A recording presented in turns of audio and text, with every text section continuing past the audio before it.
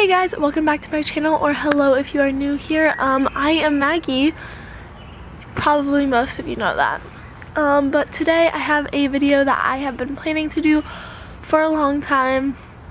I never did it, so now we're doing it, and now it feels like a good time to do it. So I asked you guys a few weeks ago, many weeks ago, 49 weeks ago to be exact, for some questions about allergies. I asked you guys for questions about mental health because I've posted 2 videos about mental health on my channel, and I do get a lot of DMs asking questions about it, a lot of DMs saying that they help, feel like they're not alone, a lot of comments asking questions. And I just want to say before I start this video, I have allergies, 1. 2, I am not a doctor by any means. I do not have a degree in mental health or any of this stuff. I am just sharing my experience. You don't have to agree with it. You don't have to take it. I am just saying how I have helped myself and what I have learned throughout the years of having mental health, having struggled with mental health. Okay? So, let's get started. Question 1. How to be positive all the time. That is something that I don't think anybody can really be positive about. I don't think life is meant to be positive all the time. There are some stuff that sometimes you're just negative, and that's how life is. But I do think it is important to try and focus on being more positive than negative. So what I do if I see something that I'm not like enjoying or I'm like thinking negatively about, I think about the things that are good in it. So like, for example, I get really down about my YouTube views or my Instagram likes, and every time I get down about it, I think like, look at all the people that are commenting that they enjoyed this, that this made their day. Like, look at something positive about it. Like, flip the switch. Don't look at the bad thing, look at the good thing. What is the difference between shyness and social anxiety? So I would say social anxiety is like feeling sick to your stomach about something. Like, shyness is like you just don't like talking to people. Anxiety is like a feeling in your stomach, like you don't want to do this, like I would do anything to get out of this, like thinking about all the things that are going to go wrong in your head. And I would say shyness is just like, oh, like I don't want to talk, like I just don't like talking to people. I would say that is the difference. How to talk to your parents about it. So my mom has kind of realized that I had it when I was really young. I don't really know about my dad, but he probably did too. But my mom really realized about it when I started picking my eyelashes and took me into the doctor. That was like a sign of anxiety, was me pulling my eyelashes. A lot of people don't do that, so that's not really their sign, so their parents might not know. So I personally never had to go and tell my parents about it. They kind of took me to the doctor, and then the doctors told them. But I would say if you are feeling anxious or depressed, or that you just need some help, someone to talk to, just go to your parents. Like, your parents are there for you. Anybody. If it's not your parents that aren't there for you, talk to your grandma or your grandpa or your teachers, your coaches. There is someone there that will listen.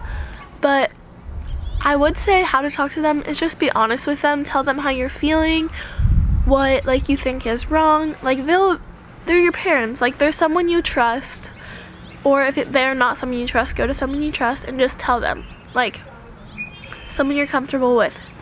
If you're not comfortable with your parents, like literally go to someone else that you are comfortable with and then tell them the situation and then go from there. How do you find motivation? So when you are feeling like down and stuff, it is very common to not want to get out of bed, even not want to shower, not want to do anything besides just sit there and sit there. I don't even know. I just sometimes just don't want to get out of bed. I'm like, I just don't want to think. I just want to lay here and just push all of my issues away. But you just have to remember that sitting and doing nothing pushes everything down the line. Like, you will have to come across it one time. So I just usually put on a inspiring podcast, like a podcast that will get me motivated, a podcast that will just get my mind off of things, and then I just get ready for the day. And by the time I'm getting ready for the day and I'm on my momentum, I will just breeze through it. So I would say find a podcast or a YouTuber you like, watch their videos, listen to their videos, and that will help. Also, that is one thing that I will say has helped my anxiety and stuff very much, is when I'm like never in silence.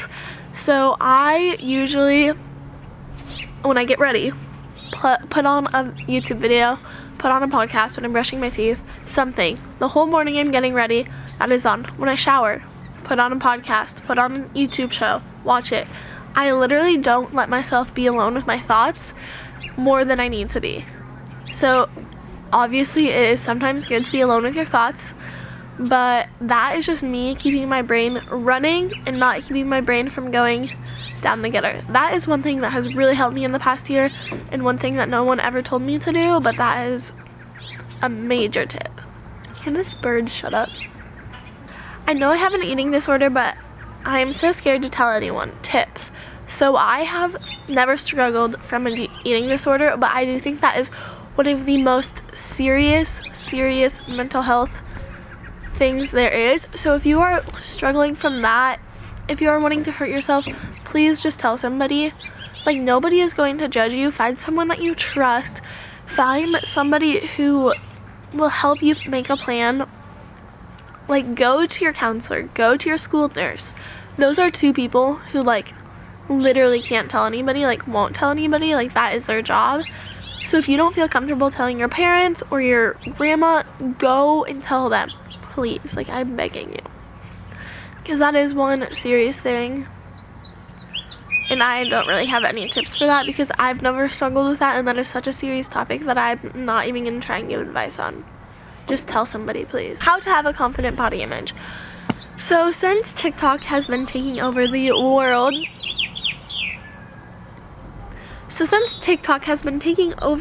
this is one thing that I know a lot of other people have struggled with. For me, I'm shaped like a box. I have really long legs and no torso. I'm kind of shaped like a 12-year-old boy, but you know, whatever.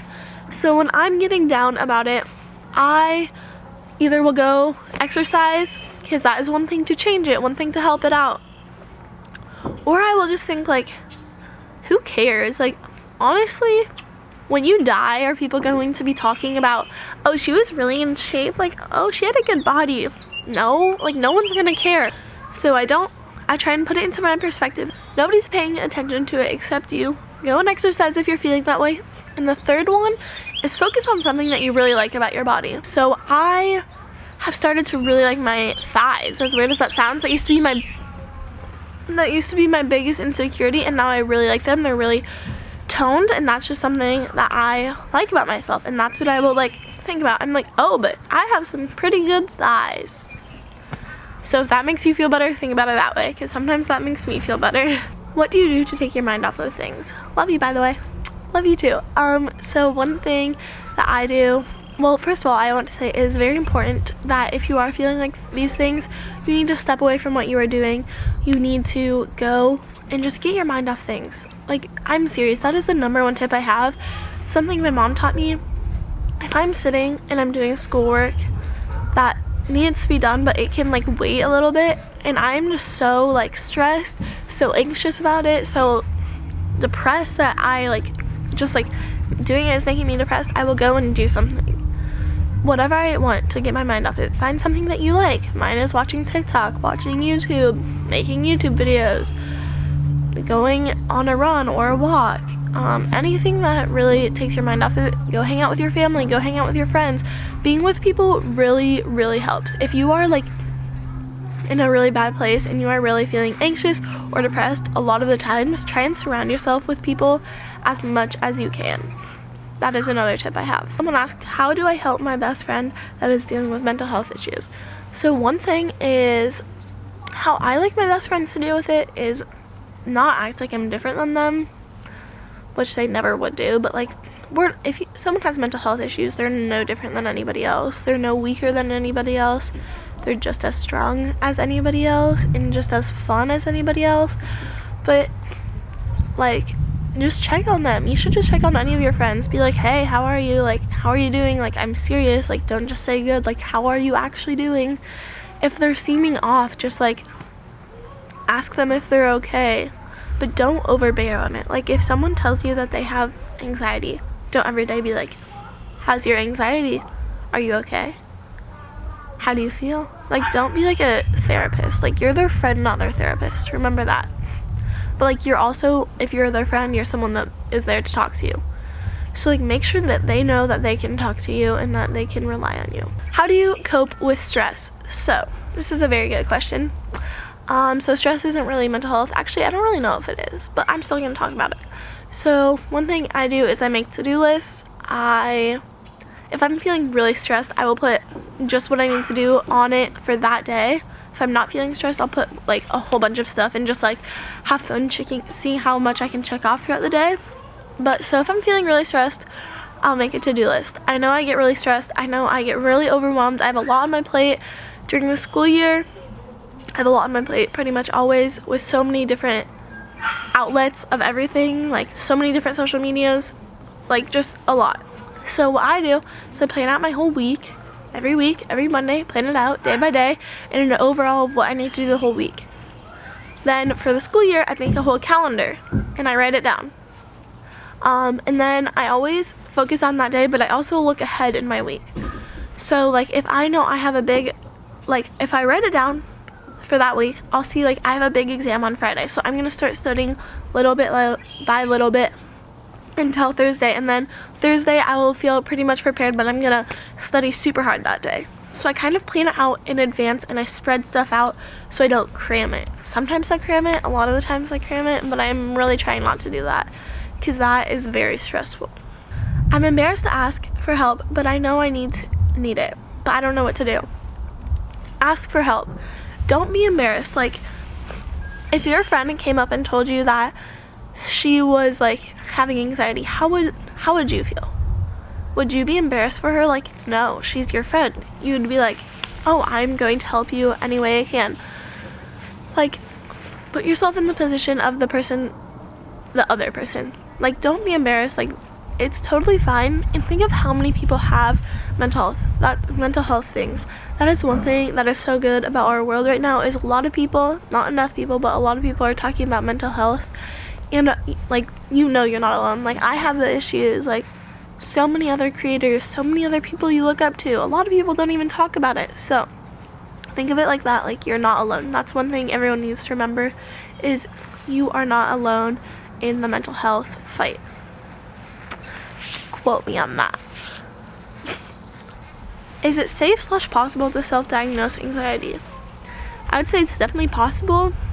I would say it's okay if it's not severe. If it is severe and it is affecting your daily life, I would say you do need to go to a doctor and get diagnosed, because they will give you other steps to help, like medication or therapy. Therapy is one thing I did want to talk about. That is one thing that really helped me when I was little and my anxiety was at an all-time high. Is I hated it, but every time I went to therapy and I found a good therapist, that's another step, you need to find a good therapist. But every time I went to my good therapist, I would come out feeling refreshed, feeling like a whole bunch of weight just got lifted off my shoulders, and I'd be good for the next week. You can go as much or as little as you want. Like, at one point I think I went twice a week, and at one point I was going like once every 2 weeks or 3 weeks. So that is one thing that's really flexible and also really helpful. When you are not feeling good, who did you talk to? Who do you talk to? I talk to my boyfriend and my friends. That is just who I talk to. I don't know, that's who I felt comfortable with. They're just kind of there to listen, and that's what I need. They're not here to try and fix me, they're just there to listen. What is a good way to calm yourself down while having an anxiety attack? So this is something my mom taught me, but I breathe in for 6 counts and breathe out for 8, or any like numbers. So like 7 and 9, 7 and 8, 6 and 8, 5 and 7, like any numbers where the shorter breathing in you're breathing out for more period of time than you're breathing in. And that helps me out so much. So much. So if you haven't tried that, please do. Meditation helps a lot of people. And breathing. Those are 2 things that I was like, this sounds dumb, like this is not gonna help, but it helps so much. So do it. Alright, so that was a lot of questions, and I do hope this helps somebody, just one person. My DMs are always open. I try to respond to as many people as I can, so if you guys ever just need someone to talk to, my DMs are open. So go follow me on Instagram, TikTok, Twitter, subscribe if you haven't, and I hope you guys enjoyed this video. If you guys do want another one, I can make another one. Once again, I'm not a doctor. I'm just trying to give you guys my side of the story, because sometimes I wish that I had someone's story to hear. So, with that being said, I will see you next time. Bye, guys. You're not mowing right now, sir.